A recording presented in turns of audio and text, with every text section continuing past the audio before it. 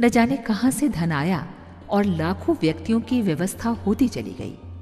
इस संबंध में गुरुदेव ने स्वयं कहा, हमारे पास बहुत पैसा है। आपने गाती तो भूमि देखा है, लाखों रुपए की जायदाद है। युद्ध निर्माण योजना देखी है, लाखों रुपए की जायदाद। खंडोत कार्यालय का प्रयास और दूसरा देखा है, लाखों रुपए की जायदाद। आपने शांति कुंज देखा है, लाखों रुपए की जायदाद। आपने गायत्री तीर्थ गायत्री नगर देखा है, ये लाखों रुपए की जायदाद। आपने यहाँ वर्चस्व देखा है, ये भी लाखों रुपए की जायदाद है। लाखों रुपए की तो ये बिल्डिंगें हैं, और बिल्डिंगों के अलावा इन बिल्डिंगों के साथ साथ में जुड़े हुए जो खर्चे हैं, ये बहुत पैसा खर्च होता है। ये क्या हो गया, हमने बोया और काटा। ये क्या है हमारी, ये है आराधना समाज के लिए, भगवान के लिए। आर्य समाज के प्रधान आनंद स्वामी का उनके बारे में मत था कि स्वामी दयानंद के कार्य को आचार्य श्री ने आगे बढ़ाया है। 1960-61 में दिव्य सत्ता के निर्देशों पर आचार्य श्री हिमालय यात्रा पर गए। दुर्गम हिमालय में वे 1.5 वर्ष तक रहे। कठोर तप किया। प्रकृति के सानिध्य में अकेले कैसे रहा जा सकता है, इसकी साक्षी स्वरूप सुनसान के सहचर पुस्तक लिखी। उन्हीं दिनों आर्ष ग्रंथों का अनुवाद गंगोत्री से करके सुगम भाष्य प्रस्तुत किया गया। चारों वेद, 108 उपनिषद, दर्शन, पुराण, स्मृति, ब्राह्मण, आरण्यक का सुगम भाष्य लिखकर उनने जन जन तक पहुंचाया। विनोबा भावे ने उन्हें मस्तक से लगाकर अपनी शुभकामनाएं आचार्य जी तक पहुंचाई। सर्वपल्ली डॉक्टर राधाकृष्णन ने अपनी सम्मति इस प्रकार व्यक्त की, अकेले मेरे करने से क्या होगा। मैंने एक बात को जरा जोर से कहा था, शायद आपको ऐसी लगी हो। व्यक्ति को उठाने की बात, वही सबसे बड़ी बात है। वरना आप कहीं देख लीजिए, मन में आता है, अरे समाज में ये बुराई फैली हुई है तो मैं अकेला क्या करूंगा। देश के कोने कोने में गायत्री मंत्र पहुंचा, संस्थाएं बनी, लोगों तक पहुंचा। मैं उसके मूल में वही बात मानता हूं। उनकी बात में वो गहराई थी, क्योंकि उसके पीछे उनका स्वयं की तपस्या थी, चिंतन था और आचरण था, जिसके नतीजे में हजारों लोग उस तरफ चले और हजारों के नहीं लाखों चलते रहेंगे। 1966 की अखंड ज्योति पत्रिका की मुख पृष्ठ पर तांडव नृत्य करते हुए एक हलाहल पीने वाले महादेव का चित्र प्रकाशित हुआ। इन्हीं दोनों उन्होंने संकेत देना आरंभ किया था महाकाल एवं उसकी प्रत्यावर्तन प्रक्रिया के बारे में। आने वाला समय विषम है, ये बताकर सभी शिष्य परिजनों को नैष्ठिक साधना का भागीदार बनाकर स्वयं के लिए उच्च स्तरीय साधना का निर्धारण उन्होंने इन्हीं दिनों किया।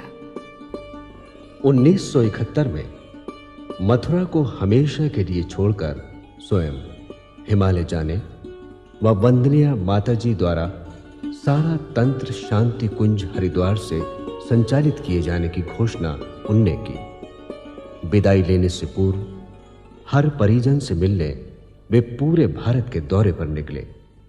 स्थान स्थान पर गोष्ठियां की, सभाओं को संबोधित किया एवं संगठन को मजबूती का आधार दिया।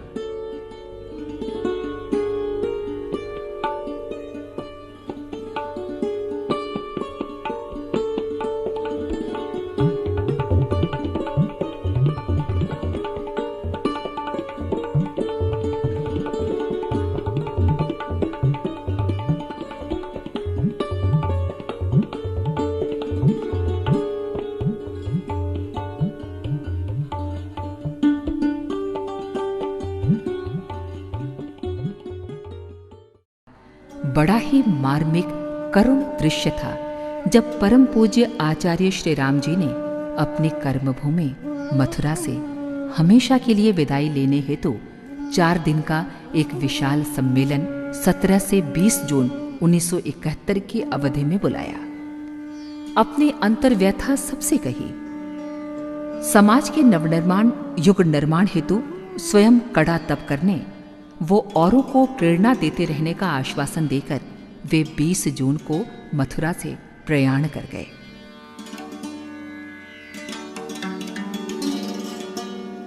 उनकी चरण पादुकाएं गायत्री तप भूमि मथुरा में स्थापित हैं। संगठन का प्रचार प्रकाशन तंत्र वहीं पर है। अखंड दीपक, जिसे युग ऋषि पंडित श्री राम शर्मा आचार्य जी ने सन 1926 में जलाया था, 1971 में उनकी तीसरी हिमालय यात्रा एवं मथुरा से विदाई के पश्चात भी सतत जलता रहा। ऋषियों की कार्यस्थली वह दुर्गम हिमालय, जहां परोक्ष सत्ताएं महाकाल के निर्देश पर सूक्ष्म जगत की विधि व्यवस्था बिठाने में संलग्न रहती हैं। मथुरा से प्रयाण के बाद जून 1971 से जून 1972 तक आचार्य श्री ने इसी संस्कारित ऊर्जा से अभिपूरित वातावरण में अपनी परोक्ष मार्गदर्शक सत्ता के श्री चरणों में बैठकर कठोर तप साधना की। सूक्ष्म जगत को तपाया एवं उन दिनों भारत, पूर्वी पाकिस्तान, जो बाद में बांग्लादेश बना, मोर्चे से लेकर अंतरराष्ट्रीय स्तर पर हो रहे व्यापक परिवर्तनों में अध्यात्म क्षेत्र से जो हो सकना संभव था वो किया। वसंत पर्व 1972 को एक बार स्थूल शरीर से उन्हें भावी निर्धारणों की चर्चा हेतु शांति कुंज आना पड़ा। ये निर्धारण था शांति कुंज को एक सिद्ध पीठ गायत्री तीर्थ के रूप में सुविकसित करना।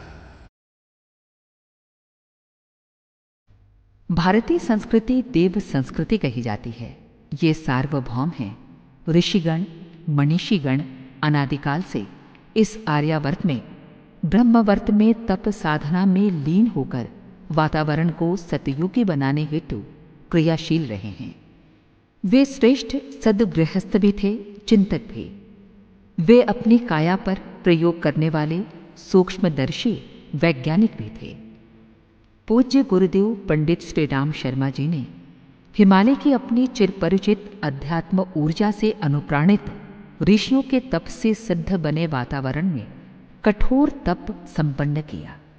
अखंड दीपक व मां गायत्री की मूर्ति के समक्ष 24 कुमारी कन्याओं द्वारा माताजी के साथ अखंड गायत्री जप संपन्न किया जाता रहा।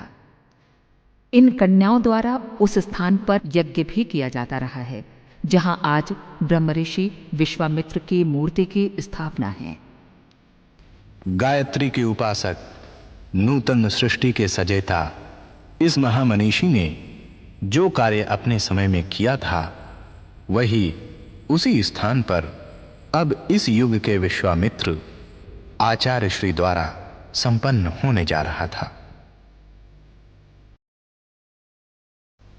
आज जो शांति कुंज का विराट स्वरूप दिखाई पड़ता है, उसका शुभारंभ बहुत छोटे रूप में हुआ था, किंतु देखते देखते शांति कुंज आश्रम का विस्तार होता चला गया।